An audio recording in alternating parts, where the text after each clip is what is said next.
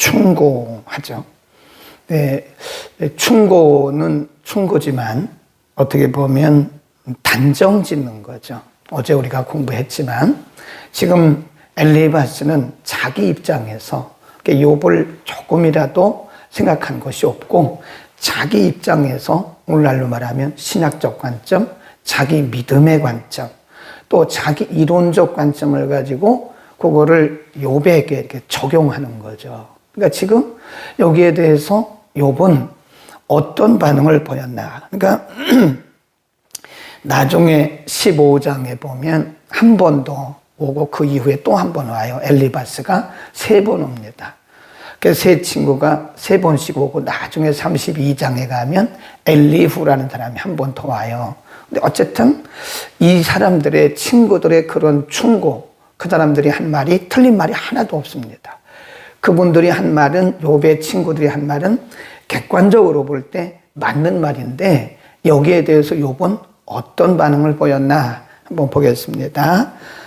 1절 욥이 대답하여 가로되 2절 나의 분한을 달아보며 나의 모든 재앙을 저울에 둘 수 있으면 바다 모래보다도 무거울 것이라.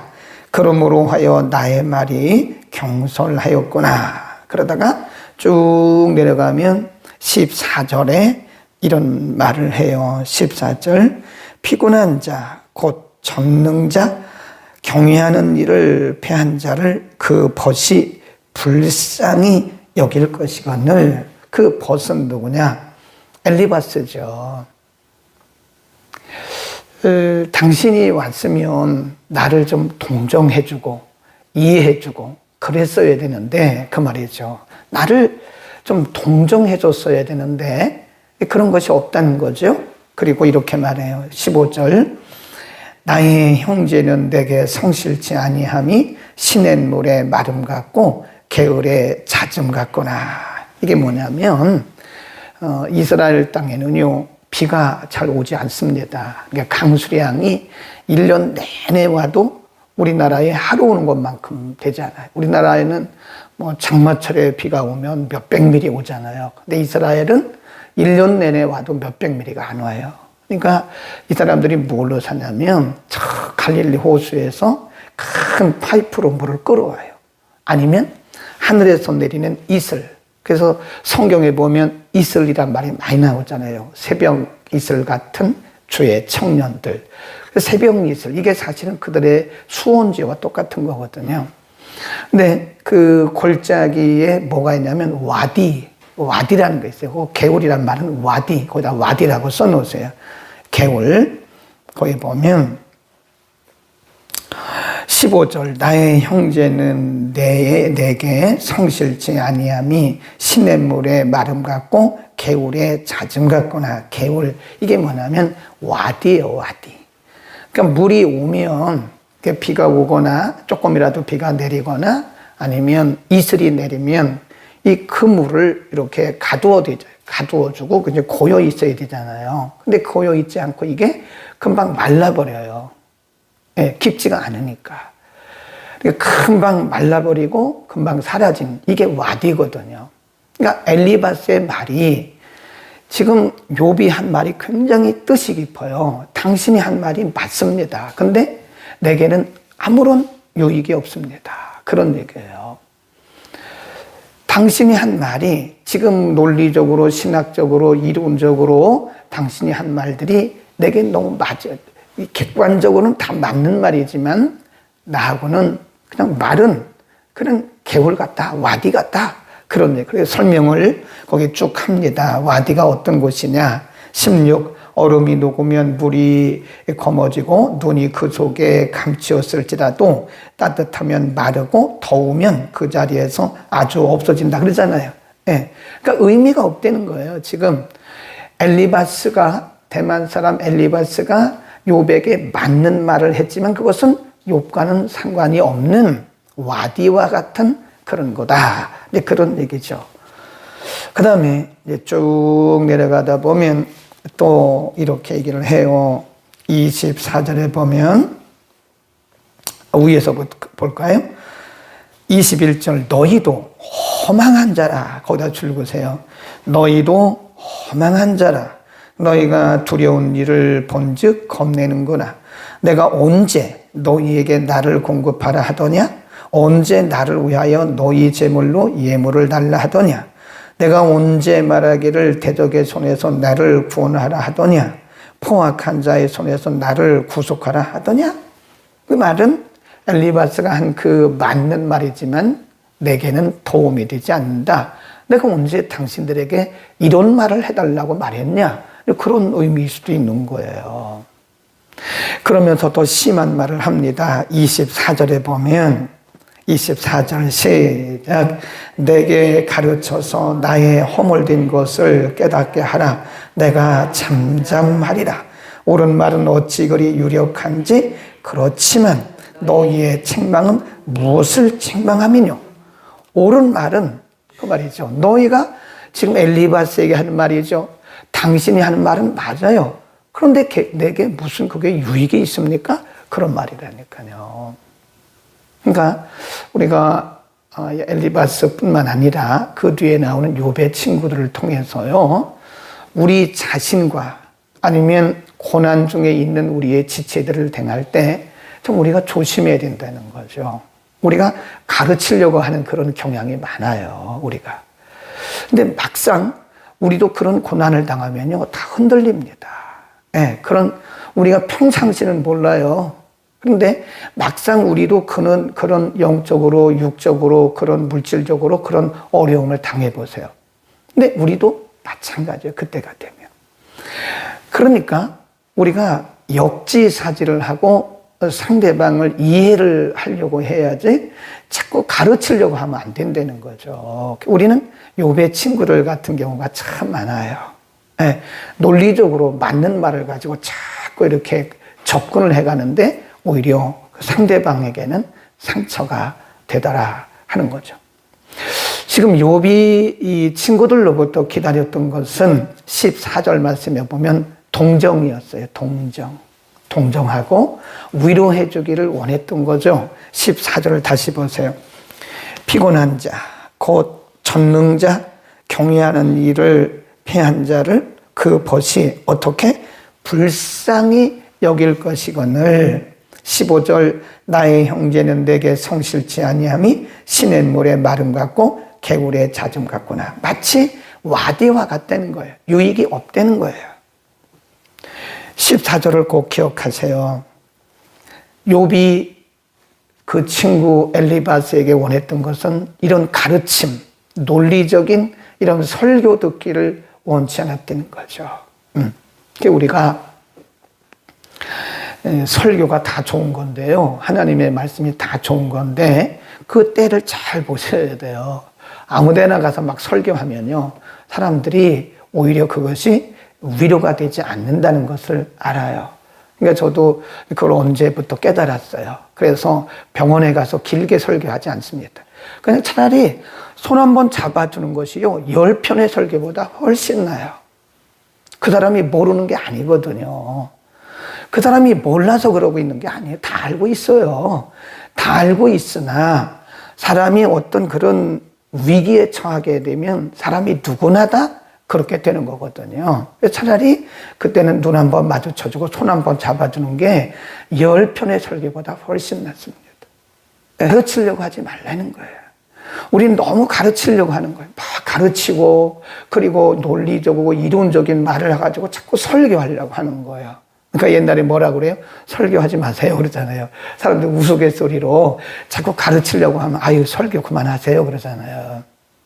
그러니까 이게 좋은 말도 때에 맞게 하는 것이 그게 유익하다 하는 것을 가르치고요. 또 이렇게 말합니다. 25절 옳은 말은 어찌 그리 유력한지 그렇지만 너희 책망은 무엇을 책망함이뇨. 그렇잖아요. 욥이 한 말이에요. 너희들이 한 말은 엘리바스에게 한 말이죠. 당신이 한 말은 다 맞아요. 근데 그게 내게 뭐가 유익합니까? 그렇게 말을 하잖아요. 네. 옛날에 제가 그 대학원에서 정신의학을 공부할 때가 있었어요. 근데 그때 정신과 의사 한 분이 오셨어요. 근데 그 정신과 의사의 부인이, 사모님이 갑자기 돌아가요. 그 큰 종합병원의 정신과 의사인데 돌아가죠. 믿음 좋은 장로님이죠. 그 장로님이 우리 수업 시간에 우리에게 해준 얘기가 있어요. 거기다 목회자들이죠. 그 정신과 의사가 해준 얘기, 교수님이 해준 얘기. 자기 부인이 갑자기 돌아가셨대요.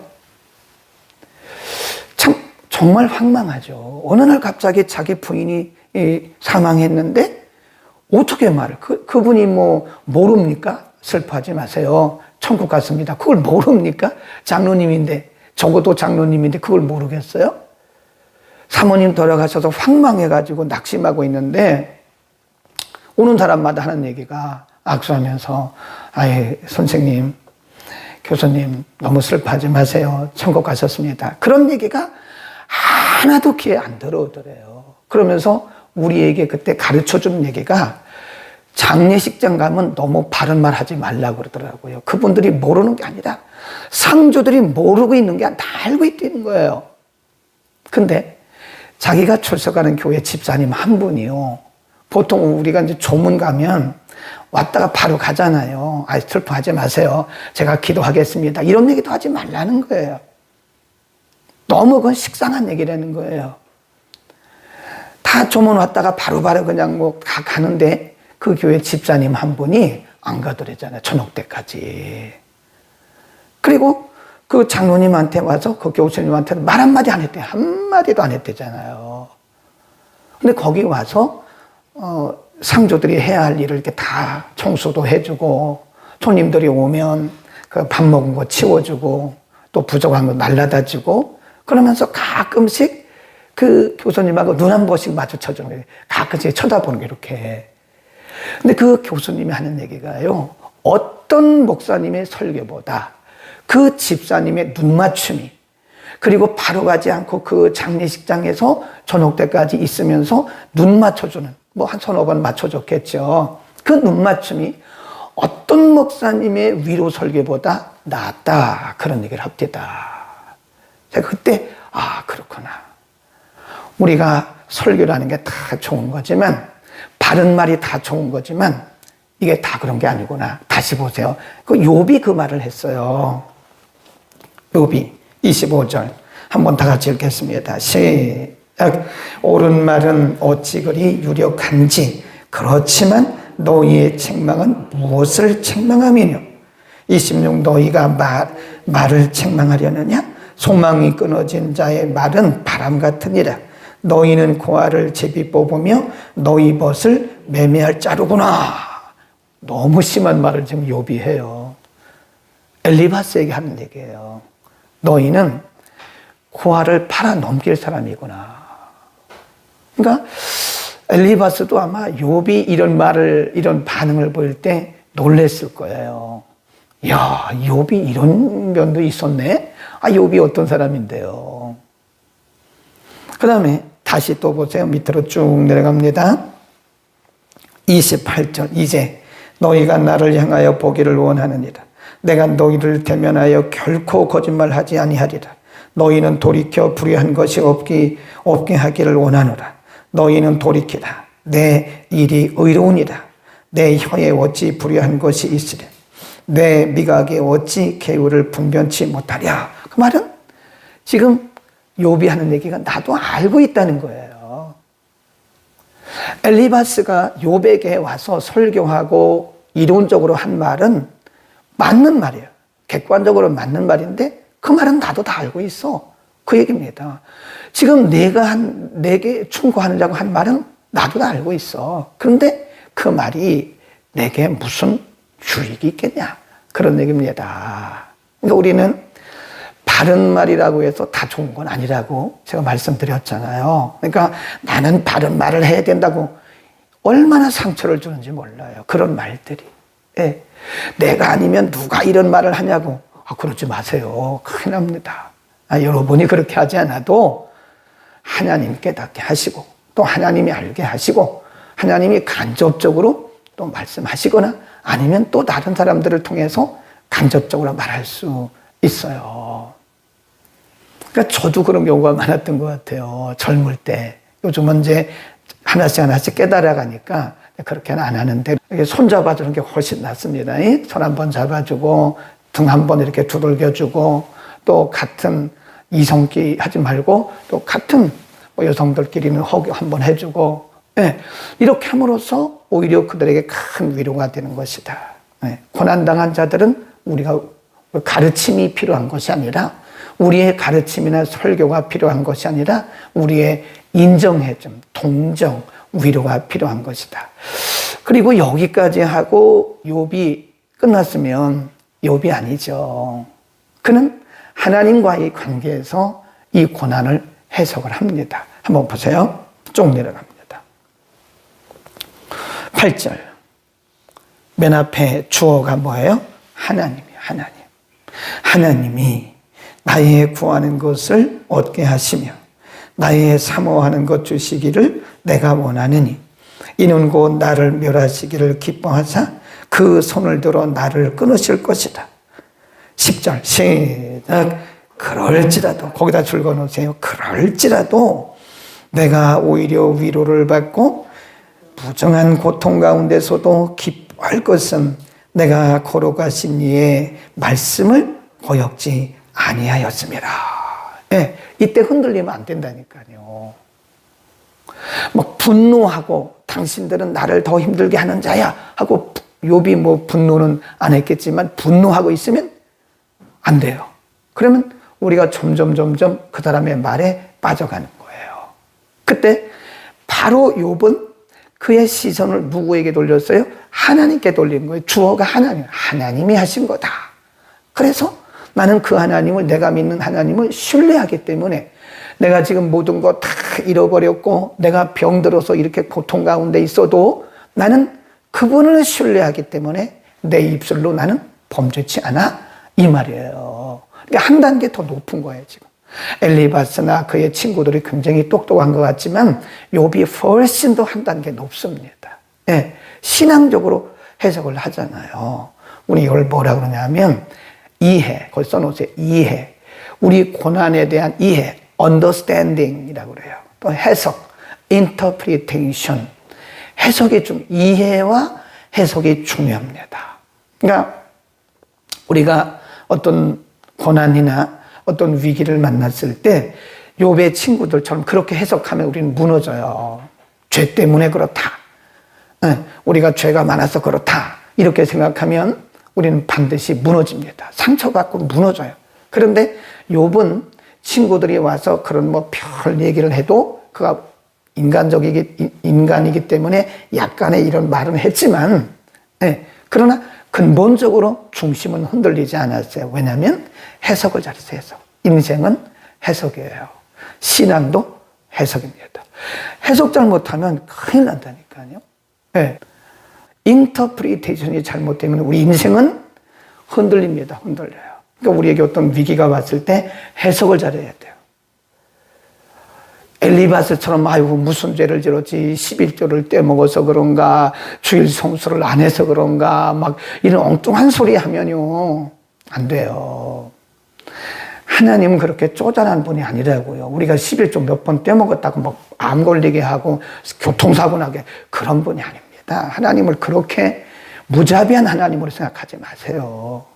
왜 그렇게 하나님을 무자비한 하나님으로, 작은 하나님으로 생각해요?